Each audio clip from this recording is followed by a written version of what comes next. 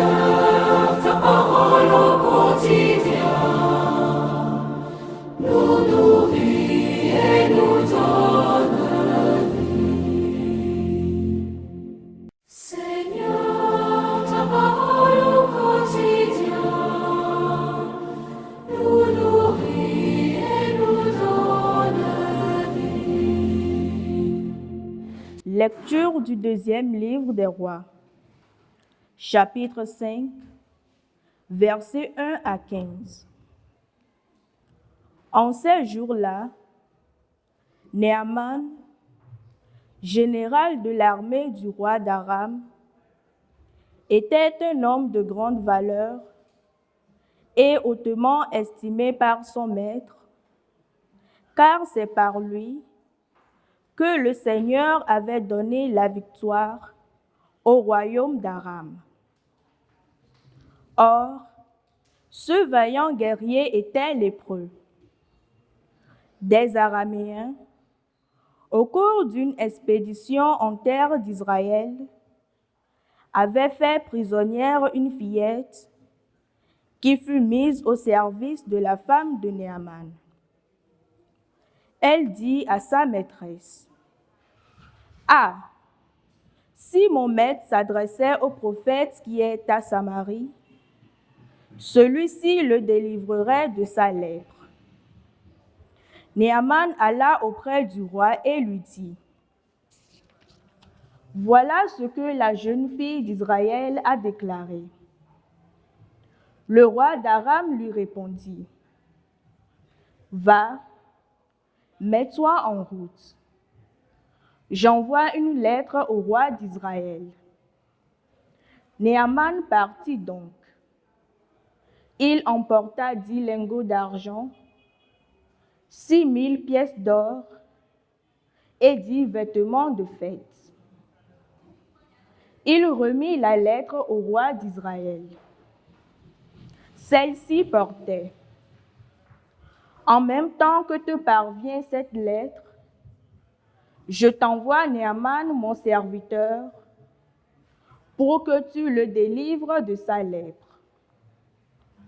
Quand le roi d'Israël lut ce message, il déchira ses vêtements et s'écria, « Est-ce que je suis Dieu, maître de la vie et de la mort?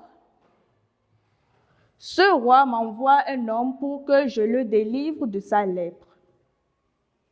Vous le voyez bien, c'est une provocation. » Quand Élisée, l'homme de Dieu, apprit que le roi d'Israël avait déchiré ses vêtements, il lui fit dire, « Pourquoi as-tu déchiré ses vêtements?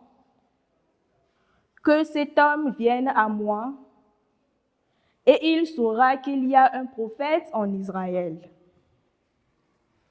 Naaman arriva avec ses chevaux et son char et s'arrêta à la porte de la maison d'Élisée. Élisée envoya un messager lui dire, « Va te baigner cette fois dans le Jourdain, et ta chair reviendra nette, tu seras purifié. » Naaman se mit en colère et s'éloigna en disant, « Je m'étais dit, sûrement il va sortir et se tenir droit pour invoquer le nom du Seigneur son Dieu. Puis il agitera sa main au-dessus de l'endroit malade et guérira ma lèpre. Est-ce que les fleuves de Damas, l'Abana et le Parpar ne valent pas mieux que toutes les eaux d'Israël? Si je m'y baignais, est-ce que je ne serais pas purifié? » Il tourna bride et partit en colère.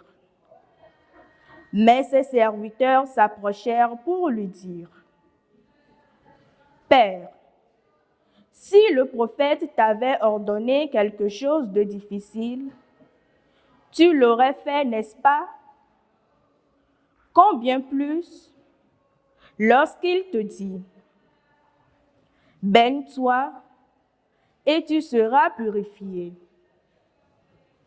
Il descendit jusqu'au Jourdain et s'y plongea 7 fois pour obéir à la parole de l'homme de Dieu.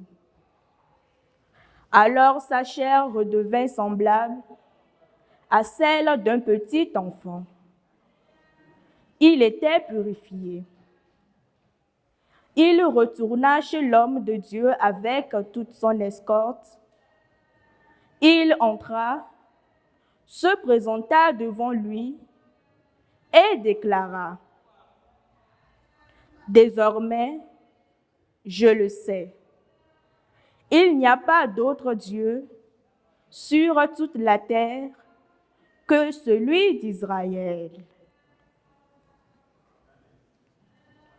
Parole du Seigneur. Nous rendons grâce à Dieu. Nous nourris et nous donne vie. Mon âme a soif de Dieu, le Dieu vivant. Mon âme a soif de Dieu, le Dieu vivant. Comme un cerf altéré qui cherche l'eau vive, ainsi mon âme te cherche, toi, mon Dieu. Mon âme a soif de Dieu, le Dieu vivant. Mon âme a soif de Dieu, le Dieu vivant. Quand pourrais-je m'avancer, paraître face à Dieu? Mon âme a soif de Dieu, le Dieu vivant. Envoie ta lumière et ta vérité, qu'elle guide mes pas et me conduise à ta montagne sainte, jusqu'en ta demeure. Mon âme a soif de Dieu, le Dieu vivant. J'avancerai jusqu'à l'autel de Dieu, vers Dieu qui est toute ma joie. Je te rendrai grâce avec ma harpe, Dieu, mon Dieu. Mon âme a soif de Dieu, le Dieu vivant. Gloire et louange à toi, Seigneur.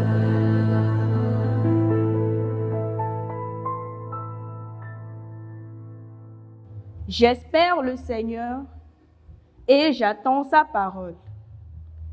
Près du Seigneur est l'amour, l'abondance du rachat. Gloire et louange à toi, Seigneur.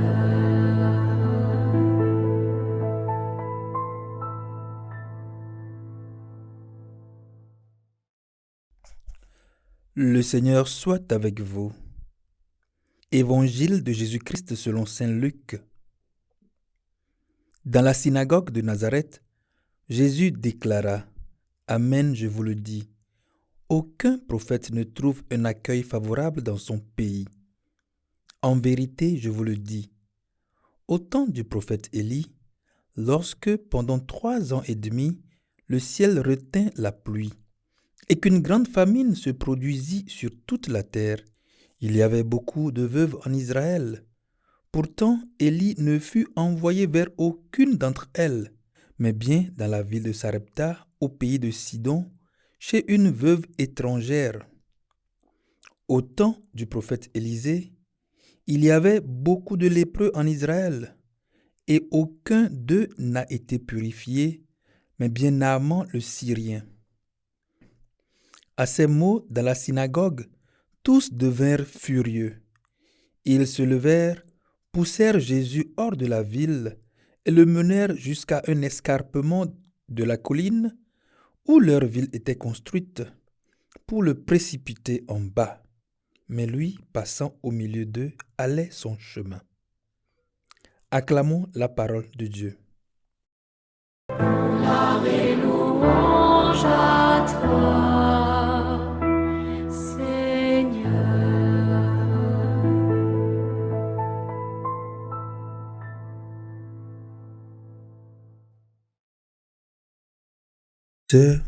Les lectures d'aujourd'hui nous montrent quelque chose de surprenant. Dieu agit souvent là où on ne l'attend pas. Dans la première lecture, Naaman est un étranger, un Syrien. Il n'appartient pas au peuple d'Israël. Pourtant, c'est lui qui reçoit la guérison de Dieu. Mais cette guérison n'arrive qu'après un combat intérieur. Naaman s'attendait à un miracle spectaculaire.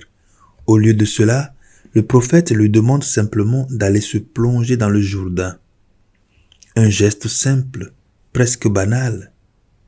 Il doit apprendre l'humilité d'obéir.